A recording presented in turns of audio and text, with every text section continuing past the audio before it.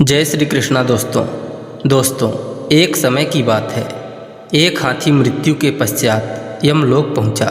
यमलोक में उसके कार्यों का लेखा जोखा निकाला गया तो पता चला हाथी अपने जीवन में हमेशा अच्छे कर्म किया है।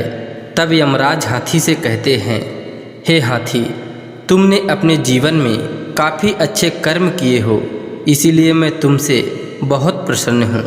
अतः तुम्हें जो इच्छित वर मांगना हो मांग सकते हो। तब हाथी ने कहा, हे प्रभु, यदि आप मुझे वरदान देना ही चाहते हैं तो ऐसा वरदान दीजिए जिससे मैं अगले जन्म में मनुष्यों के साथ रहकर बंधक ना बनूं, क्योंकि मनुष्य के साथ रहना बहुत ही कठिन कार्य है। तो यमराज कहते हैं, हे गजराज, समस्त जीवों में मनुष्य सर्वश्रेष्ठ माना गया है, परंतु तुम उनसे दूरी क्यों बनाना चाहते हो? तो हाथी पुनः कहता है, हे प्रभु, हमारी भी यही समस्या है कि इंसान सर्वश्रेष्ठ व बुद्धिमान है, लेकिन शायद आपको इसके बारे में ज़्यादा जानकारी नहीं है, इसीलिए आप इनकी बड़ाई कर रहे हैं। तब यमराज ने कहा, देखो, यहाँ पर अनेकों मनुष्य हैं और इनके कर्मों के आधार पर जो फल इन्हें प्राप्त होता है उसे स्वीकार कर लेते हैं।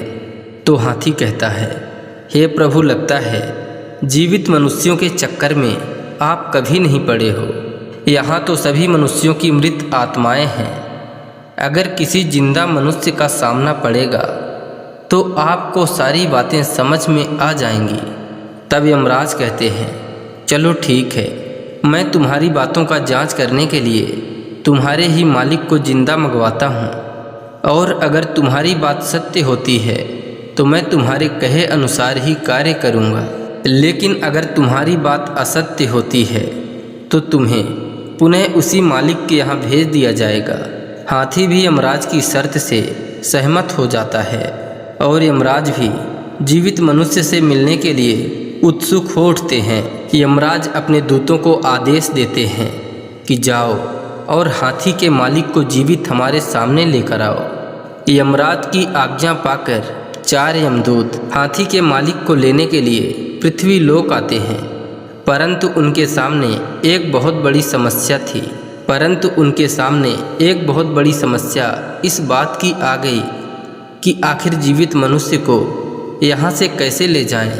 अब वह यमदूत हाथी के मालिक के सोने का इंतज़ार करने लगे और उस मालिक के सोते ही चारों यमदूत पलंग सहित लेकर यमराज की तरफ जाने लगे। लेकिन उस हाथी के मालिक की भी थोड़ी ही देर में आँख खुल जाती है और वह देखता है कि वह तो आसमान में उड़ रहा है। तब वह यमदूतों को देखते हुए कहता है, तुम लोग कौन हो और हमें कहाँ लेकर जा रहे हो? तब चारों यमदूत कहते हैं, हम यमदूत हैं और तुम्हें यमलोक लेकर जा रहे हैं। तब वह हाथी का मालिक कहता है, सभी लोग तो मृत्यु के बाद यमलोक जाते हैं, परंतु अभी तो मैं जीवित हूँ। तब यमदूत कहते हैं, आज यमलोक में जीवित मनुष्य की ही आवश्यकता है, क्योंकि वहाँ एक हाथी गया है और उसने यमदूत से मांग की है कि एक जीवित इंसान को यहाँ लेकर आओ। तब हाथी का मालिक कहता है, शायद वह मेरा ही हाथी है, क्योंकि उसी की आज सुबह मृत्यु हुई थी, लेकिन उसने मुझे ऊपर क्यों बुलाया? अब हाथी का मालिक अपने बचने का तरकीब ढूंढने लगा और एक कागज़ पर कुछ लिखकर अपने साथ रख लिया। यमदूत थोड़ी ही देर में यमराज के सामने पहुंच जाते हैं। तब यमराज हाथी से कहते हैं, देखो, ये तुम्हारा मालिक तुम्हारे सामने है, जो तुम्हारे सामने बिल्कुल छोटा सा लग रहा है। यह तुम्हें क्या हानि पहुंचा सकता है?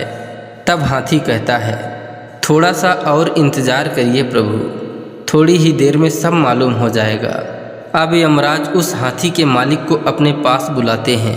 तो यह हाथी का मालिक कहता है, यमराज जी, शायद आपको पता नहीं है कि मैं कौन हूँ। यमराज कहते हैं, मुझे इतना पता है कि तुम इस हाथी के मालिक हो और कुछ नहीं, बाकी सब तुम ही बताओ कि तुम कौन हो।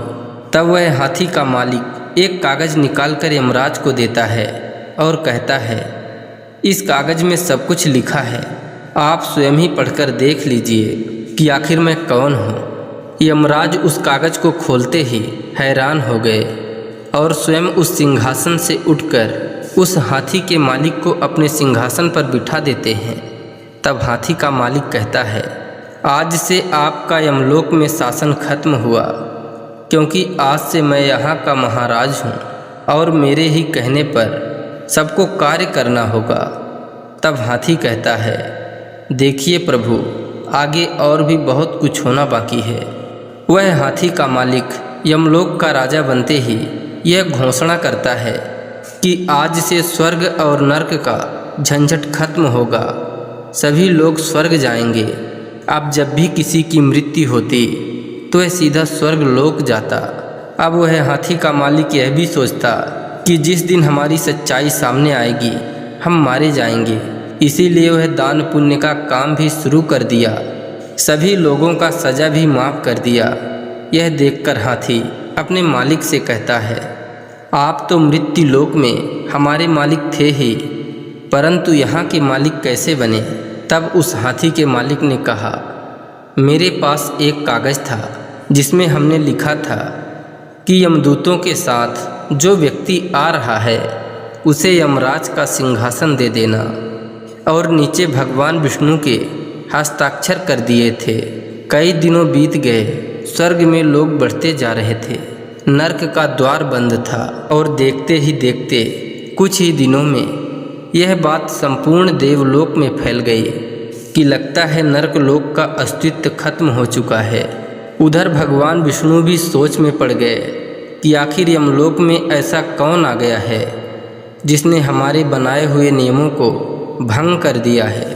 यही सोचते हुए भगवान विष्णु यमलोक जाते हैं और वहां जाकर देखते हैं कि यमराज यमलोक के बाहर बैठे हैं।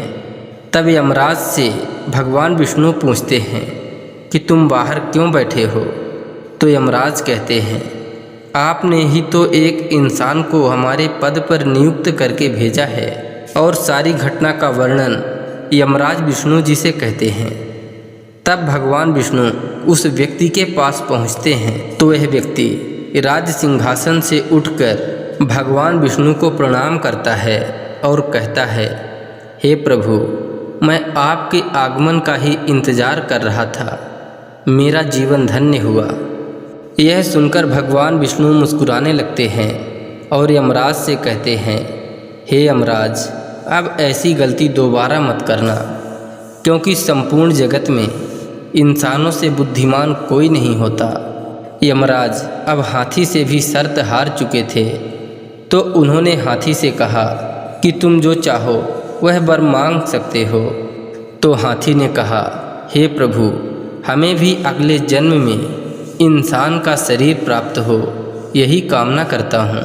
यमराज हाथी को तथास्तु कहते हैं और हाथी के मालिक को वापस धरती पर भेज देते हैं, लेकिन यमलोक की सारी बातें उसके दिमाग से निकाल देते हैं। अब वह पुनः आम जिंदगी जीने लगा। दोस्तों, इस कहानी से हमें सीख मिलती है कि हमें हर हाल में अपनी बुद्धि का प्रयोग करना चाहिए, ताकि किसी भी मुसीबत का सामना आसानी से किया जा सके। दोस्तों, आशा करते हैं यह कहानी आपको अच्छी लगी होगी। इसी तरह ज्ञानवर्धक एवं पौराणिक कथा कहानियों को सुनने के लिए कृपया चैनल को सब्सक्राइब कर लीजिए एवं वीडियो में एक लाइक करके कमेंट में लिख दीजिए, जय श्री कृष्णा, राधे राधे।